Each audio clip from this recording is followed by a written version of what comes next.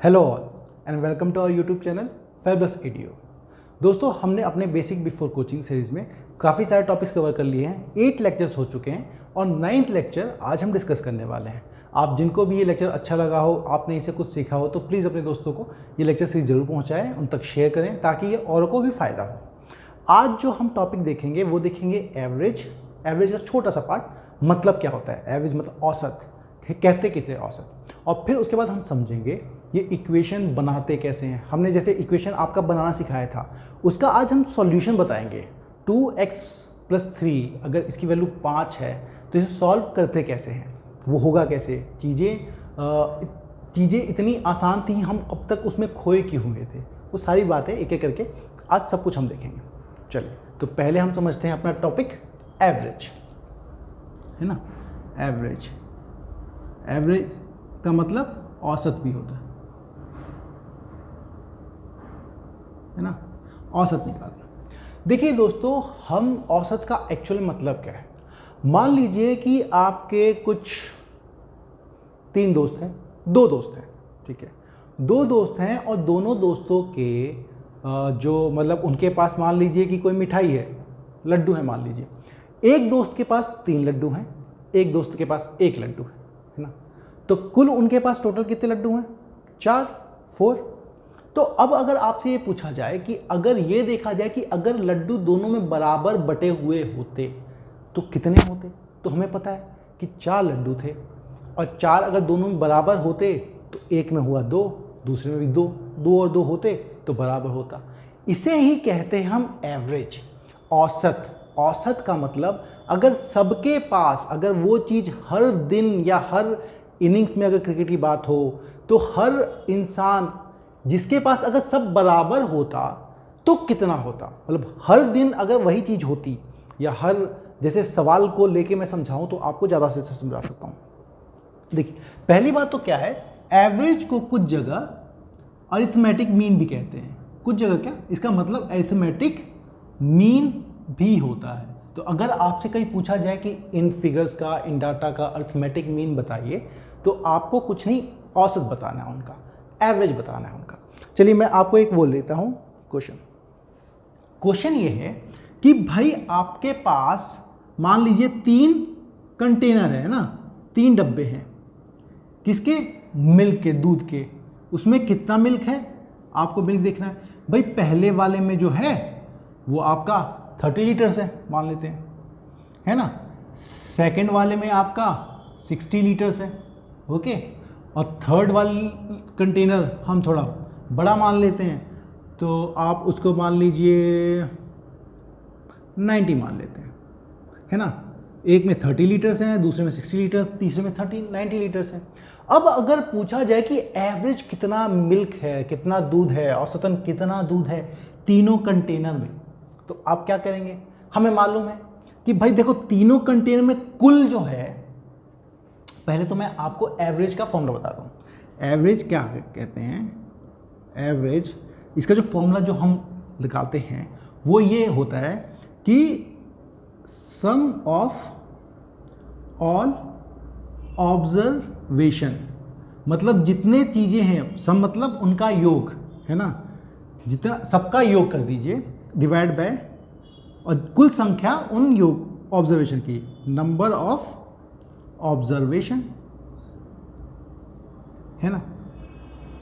ऊपर क्या, किसी चीज़ का एवरेज निकालना हो तो हमें क्या करना पड़ेगा? पहले सम कर लेते हैं, ओके।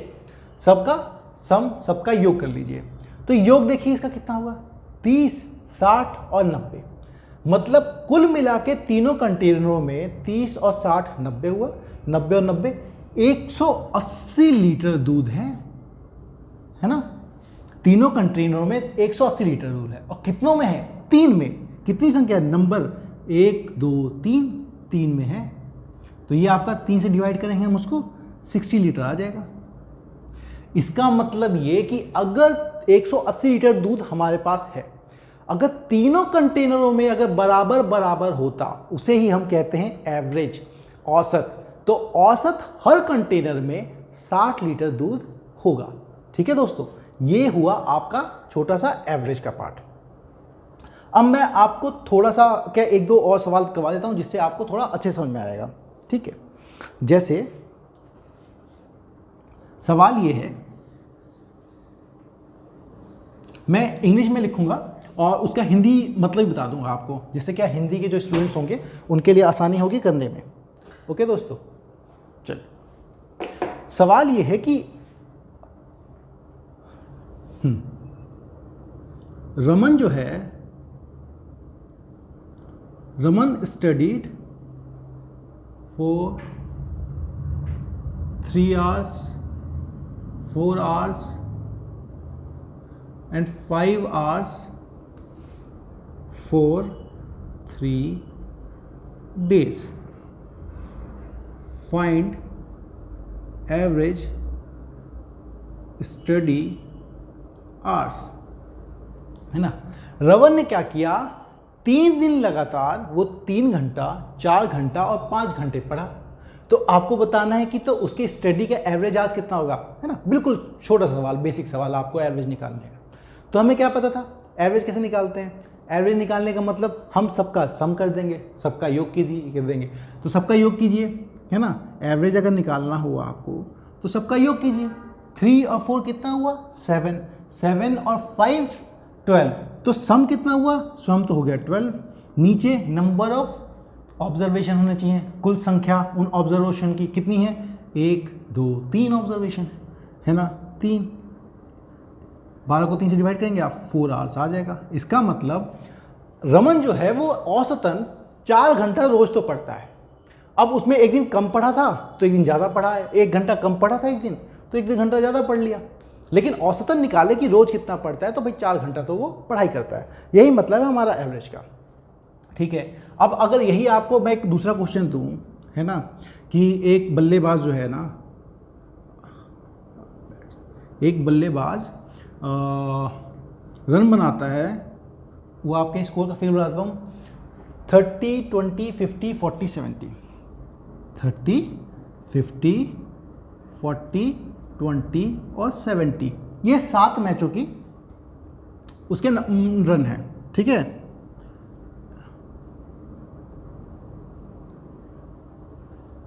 पांच मैचों की, सॉरी, इन 5 इनिंग्स, 5 पारियों में उसने इतने नंबर आए। तो आपको ये बताना है, कुल उनका औसत बताना है। फाइंड एवरेज ऑफ रन्स पर इनिंग्स, हर पारी में उसने कितने रन बनाए, आपको इसी का एवरेज बताना है। सिंपल सा है दोस्तों। क्या करेंगे, आप पहले तो खुद अटेम्प्ट कीजिए, खुद करोगे तभी सीखोगे। बिना कहे कि जब तक आपने खुद उसे कोशिश की नहीं, सीख नहीं पाएंगे। तो कुल ऐड कीजिए आपको, है ना। तो हम किसको लिखेंगे, इसका 30 plus 50 plus 40 plus 20 plus 70 divide by observation innings कितनी है उसकी, 5 कीजिए। 30 50 80, 80 प्लस 40 120, 120 और 140, 140 और 70, उसने 210 रन बनाए कुल। कितने इनिंग्स में, 5 डिवाइड कर दीजिए, 42 आ जाएगा। मतलब 42 रन्स वो हर इनिंग्स में बनाता है, ये हम मान के चलते हैं, इतना उसका एवरेज है ना। ऐसे जैसे Don Bradman, sir Don Bradman का एवरेज 99.96 था, मतलब हर मैच में करीब 99.96 रन बना लेते थे, है ना। इसीलिए उन्हें one of the greatest batsman कहा जाता है, ऑस्ट्रेलिया के थे। ओके दोस्तों, तो ये था हमारा छोटा छोटा आपका एवरेज का। अब अगली बात जो मैंने आपको बताई थी, अब हम क्या करेंगे, अब आपको बताएंगे वही इक्वेशन जिसे सबको खौफ रहता है, सब डरे बैठे होते, क्या होता है यार ये 2x + 3y 5y, है ना। हमेशा मैथ में x क्यों लेते हैं, y क्यों लेते हैं, अरे कोई नंबर ले लो भाई। चलिए हम समझेंगे बिल्कुल उस बेहतरीन तरीके से। हालांकि मैंने थोड़ा आपको इक्वेशन बनाना पहले सिखाया है, अब उनको सॉल्व करना कि वैल्यू कैसे निकालते हैं वो सीखेंगे, क्योंकि बिना उसके आंसर तो आएगा नहीं, तो वो सीखेंगे। हालांकि देखिए एसएससी ये बेसिक है, आपको समझ में आना चाहिए। क्यों, मैं आगे आके जब हम अपना एसएससी के कोर्स करने लगेंगे, एसएससी के जब अलग अलग चैप्टर कर लूँगा, तो हम क्या करेंगे, बिना इक्वेशन के सॉल्व करने की कोशिश करेंगे, क्योंकि जब आपको टाइम बचाना है तो हम बिना इक्वेशन के करना चाहेंगे। लेकिन यहाँ पे क्या है, पहले आप समझिए तो बनते कैसे हैं, होती क्या चीज़ें हैं, समझ में आ जाएंगी, तब आगे चल के और एडवांस लेवल पे जाएंगे, है ना। पहले तो बेसिक क्लियर। ओके, आप ये देख लीजिए, समझ लीजिए।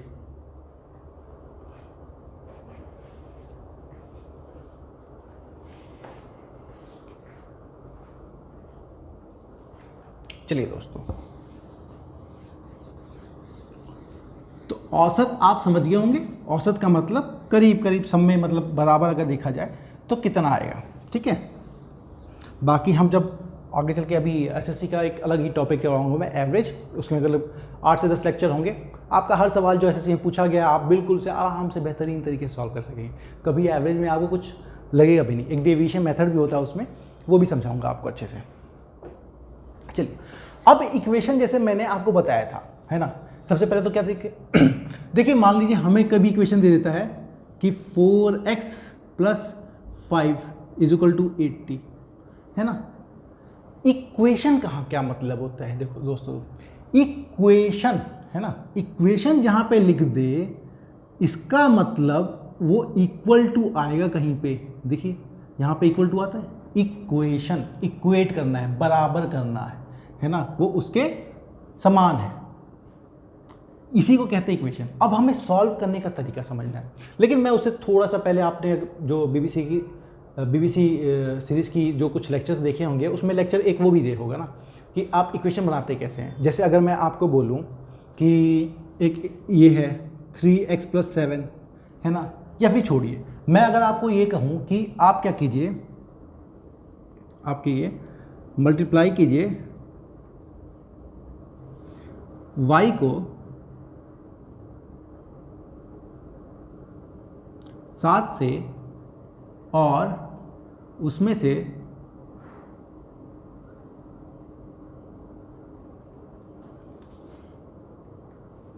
आप y को 7 से मल्टीप्लाई कीजिए और उसमें से 8 घटा दीजिए। तो मैंने क्या समझाया था आपको, मैंने समझाया था ये बनाना है आपको, तो y को 7 से मल्टीप्लाई करना है, 7 × y 7y। अब उसमें से क्या सब्ट्रैक्ट करना है, इसमें से 8 सब्ट्रैक्ट करना है, ये हुआ आपका 8, 7 - 8। तो ऐसे यहाँ का क्या मतलब है, हमने x को 3 से गुणा किया है, 3 से मल्टीप्लाई किया है और आपने उसमें 7 ऐड किया है। ओके, मैंने आपको बताया भी था 3x + 7 10x नहीं होता, बिल्कुल भी नहीं होता, ये गलती मत कीजिएगा दोबारा। 4x + y ये आपका 80, है ना। अब इसका देखिए इन इक्वेशनों का मतलब क्या होता है, यहाँ पे y की वैल्यू कुछ भी रखो तो कुछ ना कुछ आता रहेगा। यहाँ पे भी x, देखिए x आप 1 रखिए, अगर x 1 है तो इसका क्या मतलब हुआ, हमने 3 को 1 से गुना किया, उसमें से 7 जोड़ दिया, तो 3 एकम 3 3 हो गया 7, ये आ जाएगा आपका 10। ऐसे ही अगर x को 2 होता तो इसका मतलब यही होता क्या कि भाई x की वैल्यू है 2, तो 3 को 2 से गुना किया और उसमें 7 जोड़ दिया, 3 × 6 हो गया, 6 + 7 13 बन जाता। इसका मतलब अगर x का कोई भी वैल्यू है तो वो बदलते जा रहा है, चीज़ बदलती जा रही है। लेकिन हम अगर इसको इक्वेट करते = 80 कर दिया, मतलब मान लीजिए 4x + 5 = 80 कर दिया, तो हमें ये मालूम है इसकी वैल्यू बदल नहीं सकती, अब इसकी वैल्यू तो 80 आनी चाहिए। तो x कुछ ऐसा ही होगा कि x जब 4 से गुना होगा तो 5 उसमें जोड़ेंगे, सॉरी 80, ये इसको 85 कर लीजिए, एक्चुअली 85 में क्या है, आराम से बन जाएगा, मैं आपको समझाऊंगा क्यों। हाँ, x कुछ ऐसा होगा कि वो 4 से गुना होगा और उसमें 5 जोड़ा जाएगा तो 85। देखिए मैं आपको अभी बता दे रहा हूँ, हम आगे चल के निकालना सीखेंगे कि निकालते कैसे हैं।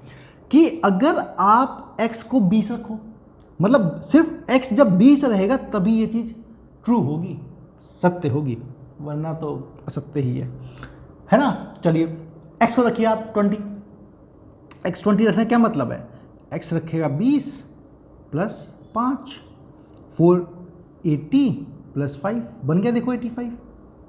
मतलब जब भी कभी आपकी इक्वेशन इक्वल टू बन के आए तो उसका मतलब ये है कि वो जो भी आपने वेरिएबल लिया था, x लिया हो, y लिया हो, t लिया हो, s लिया हो, w कुछ भी, उसकी एक ही वैल्यू आएगी और उसी वैल्यू पे वो चीज़ सच होगी और वही वैल्यू होगी है x की। तो यहाँ पे क्या बोलेंगे हम, x 20 के बराबर है। अब इसे सॉल्व कैसे करते हैं, अगर ऐसा हो तो सॉल्व कैसे करते हैं, चलिए मैं आपको थोड़ी वो सब चीज़ें बताता हूँ।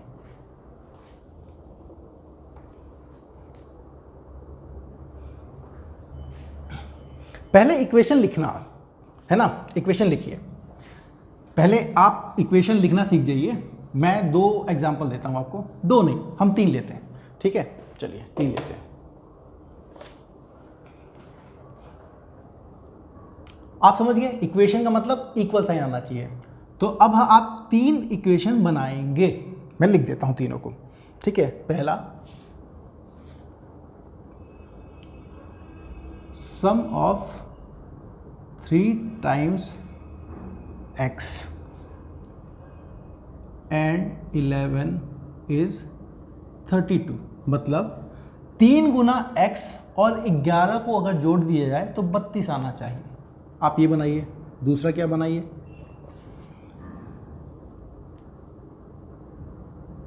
सब्ट्रैक्ट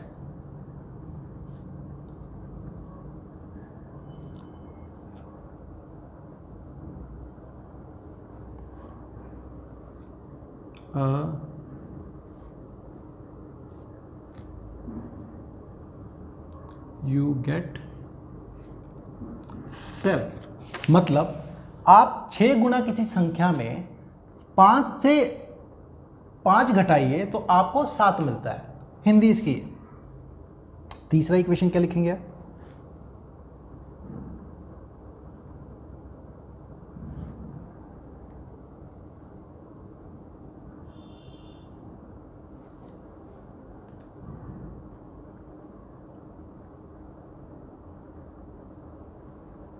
तीसरी चीज है कि आप किसी नंबर में कि 1/3 में 5 जोड़ दें तो 8 आता है, ठीक है। देखिए दोस्तों, मैं आपको यही कहूँगा, हमेशा सलाह दूंगा, जब भी बैठो वीडियो देखने के लिए कॉपी पेन लेके बैठना। आपको करना खुद है, ज्ञान मतलब देख देख के मैथ नहीं सीखी जा सकती। जो भी चीज़ लिखे हाथ से करो तभी सीखोगे, ऐसे नहीं आएगा, है ना। चलो इक्वेशन बनाते हैं। इसने क्या बोला, सम ऑफ 3 टाइम्स x, x का 3 टाइम्स, 3 गुना x का, तो क्या हो जाएगा, 3 को x से गुना करो, 3 गुना हो गया, बन गया। फिर उसमें सम मतलब 3 गुना x का और 11 को जोड़ो तो 32 बनेगा। हमने 11 को जोड़ा तो ये क्या बनेगा, 32 बनेगा, इज इक्वल टू 32। देखा, बन गई एक इक्वेशन। चलो इसको देखते हैं। सब्ट्रैक्ट 5 फ्रॉम 6 टाइम, मतलब किसी संख्या के 6 गुना में से 5 घटाओ। अब संख्या क्या माने, वाई मान लें, जेड मान लें, मेरा नाम श्याम है, एस मान लेते हैं, कुछ ही मान लीजिए। अब 6 टाइम एक नंबर का, तो वो नंबर मैंने माना एस, और किसका 6 गुना, है ना, तो 6 गुना हो गया नंबर। अब उसमें से क्या घटाना है, 5 घटाना है, उसमें से हमने 5 घटा दिया। अब यू गेट, तुम्हें क्या मिलता है ये सब करने के बाद, 7 तो इसकी वैल्यू कितनी हो जाएगी, 7। देखिए एक और इक्वेशन बन गया। इसी तरह आप इक्वेशन बनाते चलिए। ये क्या है, 1/3, 1/3 किसी नंबर का में 5 जोड़ दे तो 8 आता है। अब 1/3 किसी नंबर का, अब यहाँ पे नंबर फिर मानना पड़ेगा, x मान लेते हैं, हर जगह वही माना जाता है तो x मान लेते हैं। x का 1/3 का क्या मतलब हो दोस्तों, 1/3, x को 3 से भाग दिया तो उसका 1/3 बन गया। अब उसमें क्या जोड़ा गया, 5, तो वो क्या बन जाता है, 8। यही तो था, देखा, ये भी इक्वेशन एक बन गई, है ना। इसको ऐसे भी लिख सकते हैं, x/3 + 5 = 8, है ना। समझ में आ गया आपको इक्वेशन बनाना, इतना ही आसान है। अब आपको समझाता हूं तरीका इक्वेशन सॉल्व करने का, ठीक है। पहले एक छोटा सा तरीका बताऊंगा कि मतलब ऐसे, उसे हम अटेम्प्ट नहीं करेंगे, मैं तरीका बस बताऊंगा आपको, ठीक है। ये सब आपने नोट कर लिया होगा।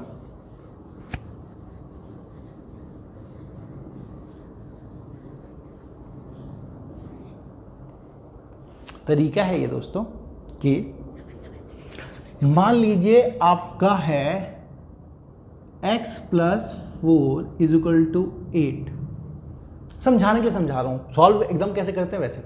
अब मुझे देखिए यहां पे 4 जुड़ रहा है, और तो x की है ना, x में 4 जुड़ रहा है तो 8 आता है। अब मुझे यहां पे सिर्फ x चाहिए होता, तो अगर मैं इसमें 4 घटा दूं तो सिर्फ x मिलेगा। तो देखो अब इक्वल है, अगर 4 हम इधर घटाएंगे तो इधर भी घटाना पड़ेगा। जैसे कहीं पे है ना कि भाई ये लड़के की हाइट 5 फुट है, तो अगर लड़के की हाइट छोटी करनी होगी तो 5 फुट वाला भी नीचे करना पड़ेगा। हालांकि ये चलो एग्जाम्पल ठीक नहीं बना, है ना। ये है कि जैसे आप देखा होगा कि जब सब्जी वाला सब्जी लेता है तो इधर 5 किलो रख दिया, इधर 5 किलो का बट्टा रख दिया। अगर इस पर और तुमने डाला, है ना, 5 किलो, 5 किलो में और कुछ ज़्यादा मान ली कुछ और टमाटर ऐड कर दिए, कुछ और ऐड कर दिए, तो इसका वजन बढ़ जाएगा। तो अगर इसका वजन बढ़ा तो आपको इसका भी बढ़ाना पड़ेगा ना बराबर करने के लिए, नहीं तो कम ज़्यादा हो जाएगा। तो वैसे ही जो काम आप इधर करेंगे वही काम इधर करना पड़ेगा। सेम वे में यहाँ पे जो काम करेंगे वही काम इधर करना पड़ेगा। तो अगर मुझे सिर्फ x चाहिए, क्योंकि x की वैल्यू निकालनी है, x का मान निकालना है, तो मैं यहाँ पे 4 घटा दूँ तो इधर भी 4 घटा दूँ, है ना। चलिए, तो x में 4 जुड़ रहा है तो मैं 4 इसमें घटा दूंगा, तो यहाँ भी 8 में से 4 घट जाएगा। तो ये क्या बन जाएगा आपका, 4 में से 4 घट गया तो x बच जाएगा। तो x वैल्यू क्या आ जाएगी आपको, 8 में से 4 गया 4। यहाँ देखिए, बस आप समझिए, यहाँ प्लस था तो मुझे 4 घटाना पड़ा। चलिए एक और एग्जांपल लेता हूँ। एग्जांपल आपका लेता हूँ, इस बार मल्टीप्लाई वाला ले लेते हैं। चलो दोस्तों, 5y की वैल्यू है 35। अब एक बात बताओ, यहाँ 5 से y गुणा हो रहा है, मुझे अगर y चाहिए तो 5 से गुणा हो रहा है। अगर मैं इसको 5 से भाग दे दूँ, है ना, 5 से डिवाइड कर दूँ तो 5 बच जाएगा। अगर मैंने यहाँ 5 से डिवाइड किया तो यहाँ भी करना पड़ेगा। चलिए, तो ये हो जाएगा 5y/5 इज इक्वल टू 35/5, है ना। ये देखिए कट जाएगा तो 5 ऊपर नीचे, y की वैल्यू क्या आएगी 35/5। अब एक और चीज़ ध्यान दीजिए दोस्तों, यहाँ गुणा हो रहा था तो उसकी वैल्यू निकालने के लिए मुझे यहाँ पे भाग करना पड़ा है ना। यहाँ पे मल्टीप्लाई हो रहा था 5 से, और जब मुझे y की वैल्यू निकालनी है तो जो भी इधर था मुझे वहाँ डिवाइड बिल्कुल उल्टा हो रहा है। वैसे यहाँ पे जो प्लस था तो यहाँ माइनस हो रहा है। मैं समझाऊंगा इसको। ये देखिए, इसकी वैल्यू आ जाएगी 7। एक तीसरा लेते हैं, m/2, इसकी वैल्यू है 5 मान लीजिए। अब निकालना हो तो देखिए, मुझे m चाहिए, यहाँ पे m 2 से डिवाइड हो रहा है। अगर मैं इसको 2 से गुणा कर दूँ, है ना, आधा का 2 से गुणा करेंगे तो 1 बन जाएगा। 2 से इधर गुणा कर दूँ तो m की वैल्यू आ जाएगी, इधर भी आ जाएगी। तो मुझे क्या करना पड़ेगा, इसको 2 से गुणा करना पड़ेगा। इधर भी किया 2 से, इधर भी 2 से।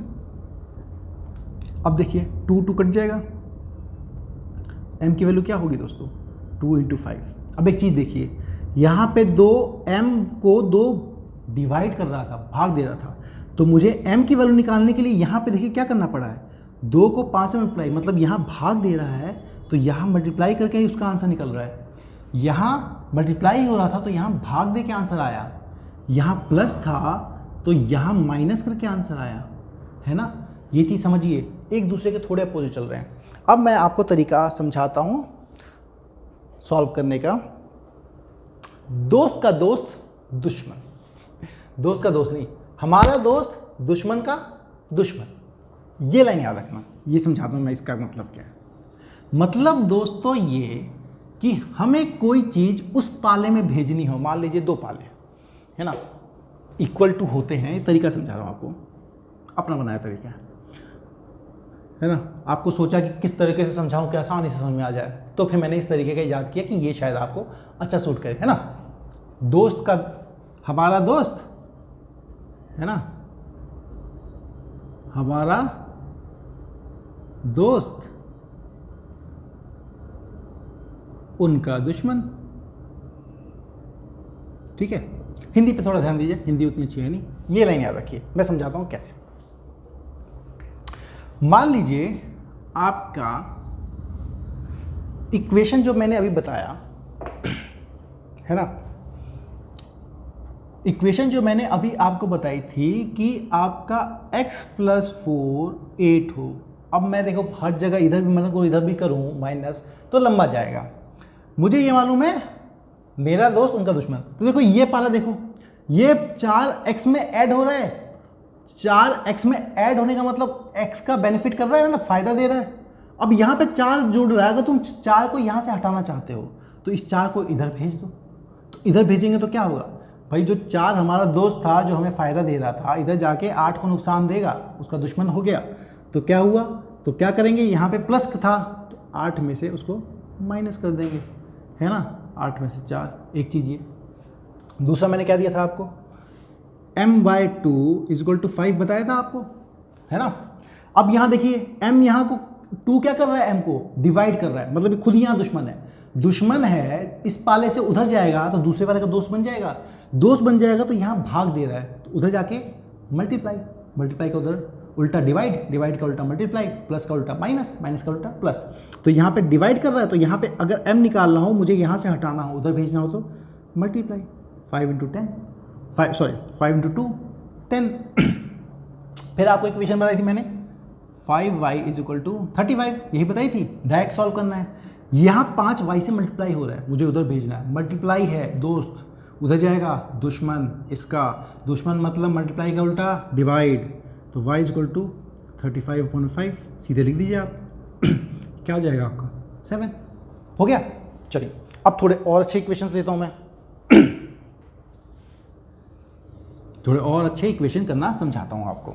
इक्वेशन क्या है आपका? इक्वेशन है दोस्तों हमारा 3n+7 की वैल्यू है आपकी 25। अब देखिए इसको सॉल्व करते हैं, है ना। इन्हीं इक्वेशन से आप डरते होंगे, पता नहीं n कैसे निकलेगा। आराम से निकलेगा, कहाँ जाएगा, ये निकलेगा। देखो 3n+7 है, 25 है ना। चलो अब ये जो 7 है, 7 जुड़ रहा है, यहाँ जुड़ रहा है तो इधर जाके माइनस होगा, मुझे इसको उधर भेजना है, मेरा दोस्त है, उधर जाके उनका दुश्मन। तो 3n is equal to 25 minus 7 है ना। तो 3n की वैल्यू कितनी आ गई? 18 आ गई। अब n है ये, 3 मल्टीप्लाई हो रहा है, इधर मल्टीप्लाई हो रहा है, मुझे उधर भेजना है, तो इधर मल्टीप्लाई तो उनका दुश्मन, हमारा दोस्त, उनका दुश्मन डिवाइड करेगा, तो n is equal to 18/3, 6 answer. तो हमें पता है अगर ये फिक्स कर दी है n की वैल्यू 25 इस इक्वेशन की, तो n जो है 6 पे ही संतुष्ट होता है। n की वैल्यू जब 6 होगी तभी ये चीज़ फॉलो होगी। एक दूसरा इक्वेशन लेता हूं मैं आपको, 2p - 1 इज इक्वल टू 9 ले लेते हैं, ठीक है।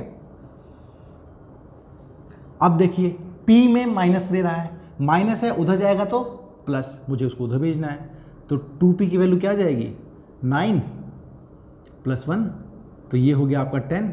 अब फिर p निकालना है मुझे, 2 उसके साथ मल्टीप्लाई में है, मुझे सिर्फ चाहिए p, तो क्या करना, 2 को हटाना पड़ेगा, 2 मल्टीप्लाई में, उधर जाके डिवाइड, है ना। अगर इधर मल्टीप्लाई में है तो उधर डिवाइड, इधर दोस्त है तो उधर दुश्मन। p की वैल्यू आ गई 5। अब एक और इक्वेशन ले लूँ, एक और इक्वेशन लेता हूँ, 10y - 20 is equal to 50,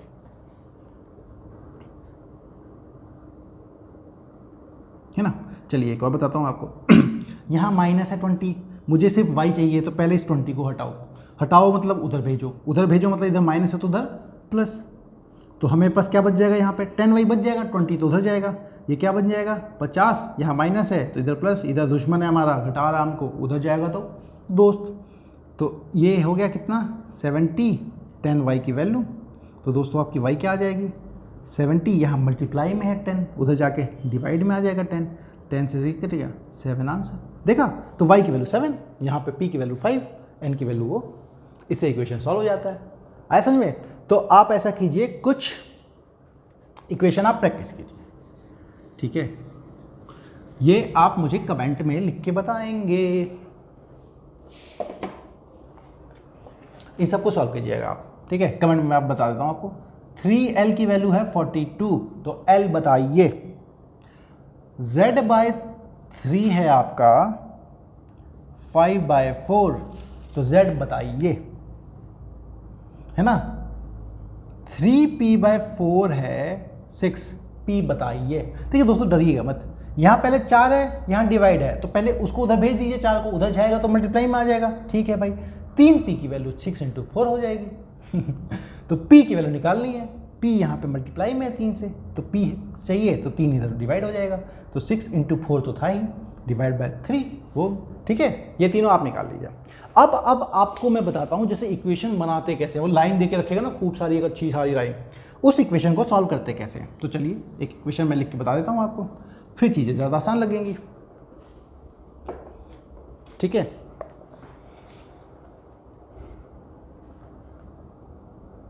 question क्या है, find a number such that, ऐसा कोई संख्या बतानी है आपको जिससे 1/4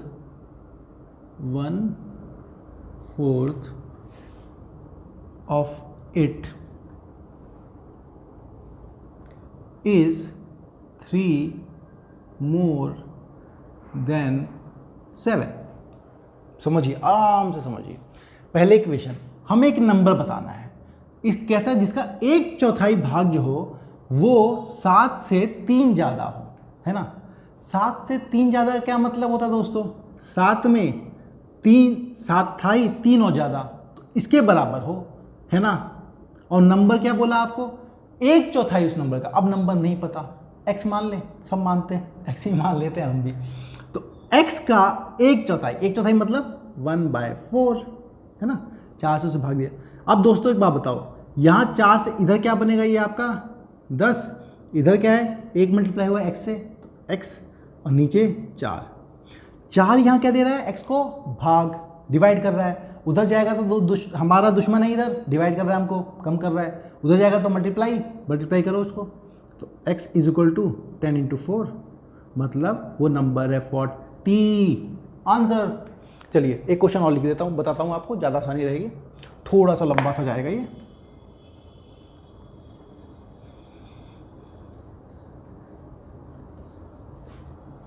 चलिए ये है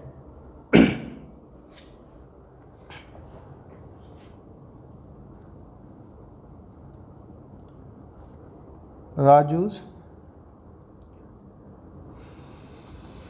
father age is 5 years more than 3 times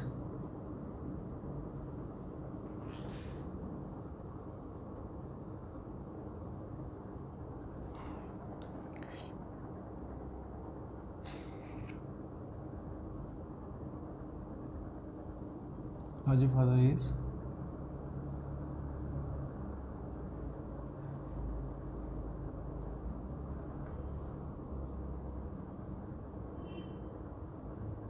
पहले तो आप इसका एक क्वेश्चन बताइए। जो लोग हिंदी से पढ़े हैं उनके लिए मैं थोड़ा हिंदी अनुवाद कर देता हूँ।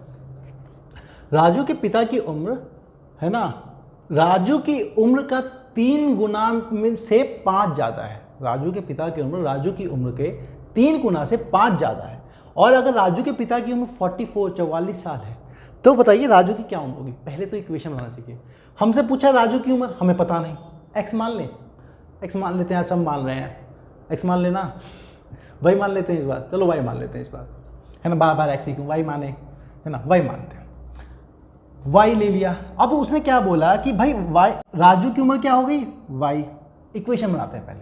अब क्या बोला? राजू के पिता की उम्र उसके राजू की उम्र के 3 गुना से 5 ज़्यादा है, तो राजू की उम्र तो y है, उसका 3 गुना क्या होगा? 3y। अब उसमें 5 ज़्यादा, उसमें भी 5 जोड़ देंगे, तो वो किसके बराबर आ गई? ये राजू के पिता की उम्र के बराबर आ गई, है ना। और राजू के पिता की उम्र ये आ गई।